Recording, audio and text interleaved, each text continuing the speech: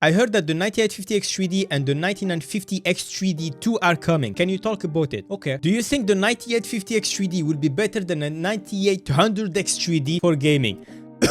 These stupid names. Yes, it will. Not by a lot. So this is the thing. The 9850X3D is the same thing as a 9800X3D, right? Exact same thing. Same 3D cache, 8 core, 16 threads. But the 9850X3D that we have right now is at 5.2 GHz by default. But everyone can just get it to 5.4, right? All you have to do is enable PBO, curve optimizer, anything around -25, and then plus 200 on the core clock. There you go. Easy 5.4. Anyone can do it like this. This one, the 9850X3D that is rumored, has 5.6 gigahertz on the clock. So here are my results with my 9800X3D at stock 5.2 gigahertz, overclock to 5.4, and then overclock to 5.6. You can pause the video if you want to see. The bigger boosts are obviously in Rabu 6 at 1080p low, while at 4K there is nothing, and for Cyberpunk even at 1080p low there isn't much of anything. Now, is this 5.6 by default, or is it with the undervolt/overclock? Because then if it's by default, that means with the undervolt/overclock you can get it to 5.8. So one option gives us a plus 200 compared to what we have now, and the other option gives us a plus 400, which is a lot more than plus 200. To me, plus 400 is just more exciting than plus 200. I'm not selling this right. Look, plus 200 is already